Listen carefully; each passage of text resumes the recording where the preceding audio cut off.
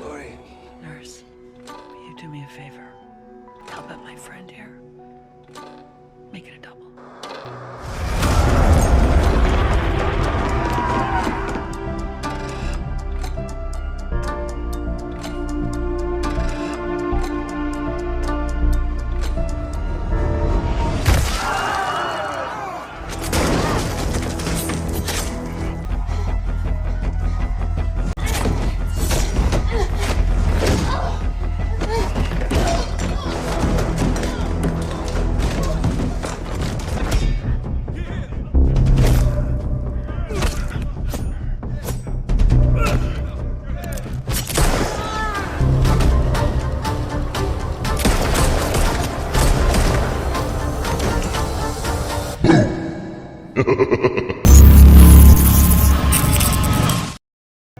This story begins with a flashback scene, when on October 31, 1978, Deputy Frank Hawkins accidentally shoots his partner dead, while trying to save him from Michael Myers, the one holding him.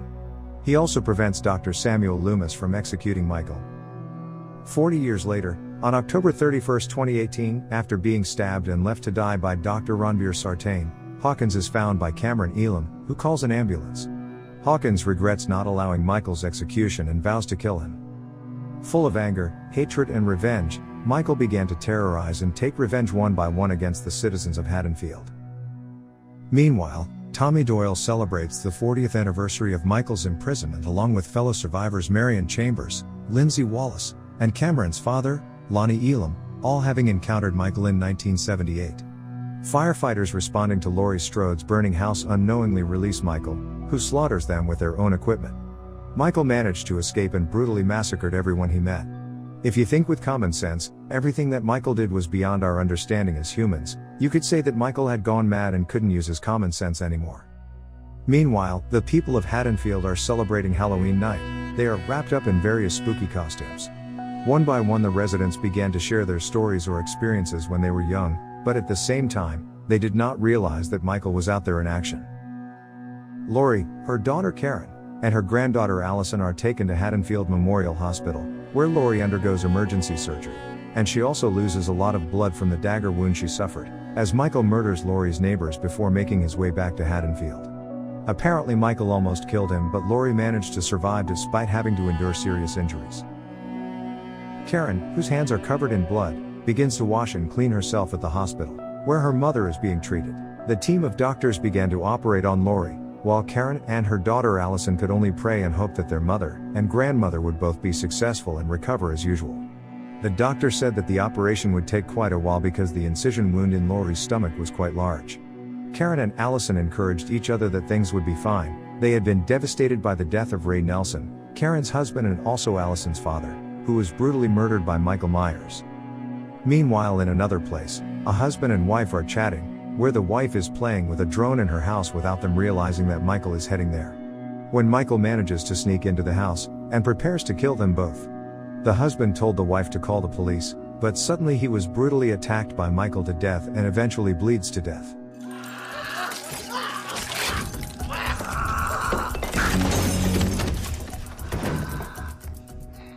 Meanwhile, the wife tried to stop Michael by hitting him with a bottle, but instead she was killed by Michael by sticking a neon light shard into her neck, which eventually died. Not only that, to make sure the husband and wife were dead, Michael stabbed the husband many times and the wife could only watch it with resignation, which in the end she died from the severe wound on her neck. The situation in the city became increasingly chaotic. The police came to the scene to investigate the case.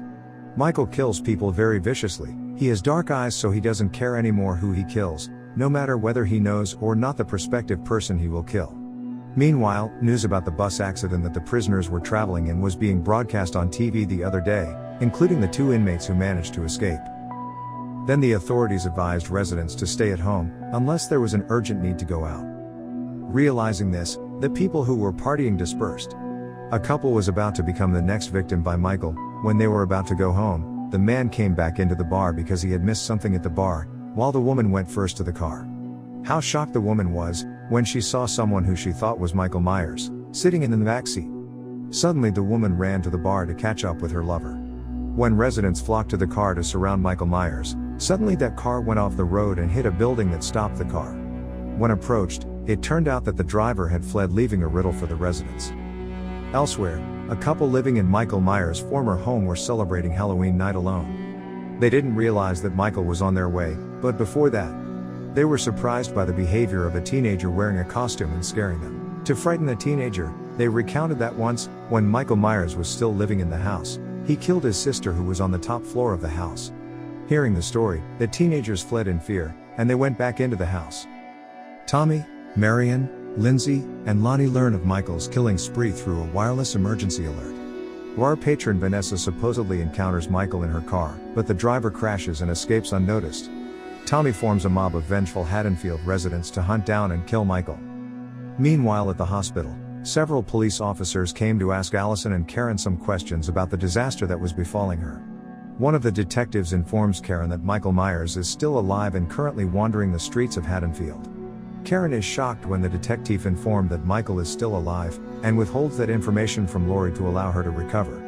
Allison reconciles with Cameron, her ex-boyfriend, and she joins Tommy's mob to avenge her own father's death. Lori and Hawkins both awaken in the same room and reminisce about their former relationship. Lori. Nurse, will you do me a favor? Help out my friend here.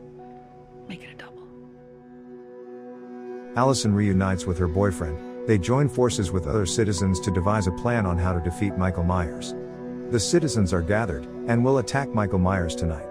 It turned out that there were still residents who played outside at night. Then they told the people to go home, because the situation and conditions outside were in danger. Michael suddenly appeared and attacked them casually. Michael kills one by one the residents he meets in a very vile way. But there is a woman who managed to survive Michael's pursuit and hide under a bridge. At the hospital, Karen still hasn't told Lori that Michael is alive and is now terrorizing residents, because Lori's health condition is still unstable. But Lori seems suspicious that things weren't going well. Residents continued the ambush and attack on Michael Myers. They were shocked by a very sad sight when several bodies were found lying in a park. Meanwhile, the situation at the hospital was getting worse. The residents gathered there because they were frightened by Michael Myers. One thing is for sure, that the situation out there is no longer safe. In the midst of the commotion, the citizens began to voice that whatever happens, they will defeat the evil tonight that is Michael Myers. Suddenly a patient who was thought to be a resident of Michael Myers entered the hospital to ask for help, because the residents were tired of Michael, so they chased after a person who turned out to be not Michael Myers. Karen realized this. She tried to help him by hiding him in a room, but because of the anger of the residents who were already so angry, the man ended up committing suicide by jumping down to his death.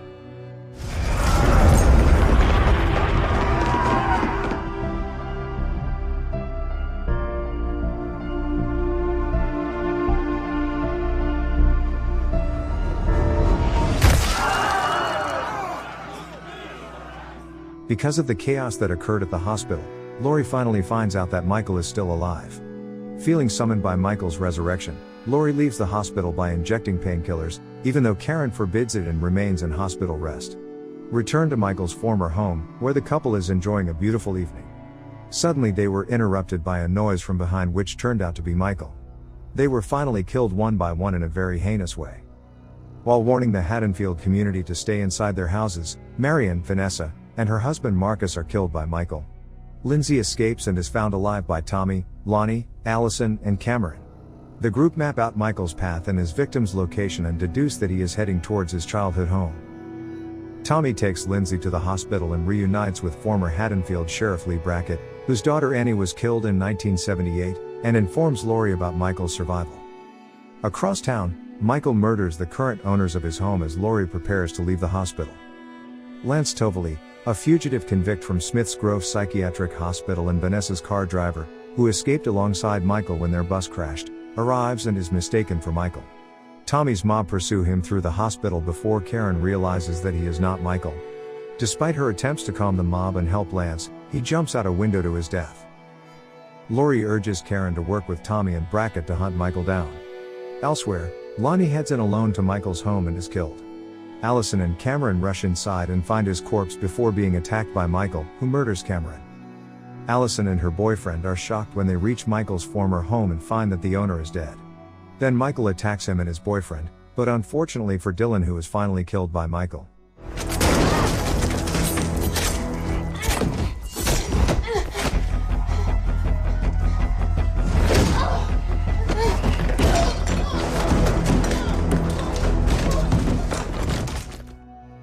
Karen and the citizens lower Michael into a trap.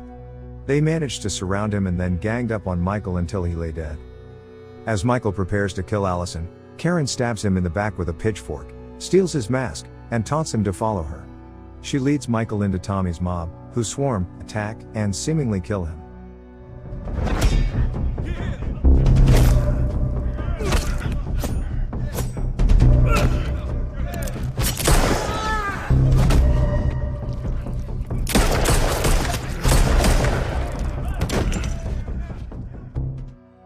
When the mob disperses, Michael recovers and massacres the entire mob, including Tommy and Brackett. Back at Michael's home, Karen goes upstairs to investigate while Allison receives medical attention. Michael appears and stabs Karen to death in Judith Myers' old bedroom as Laurie stares out of her hospital room.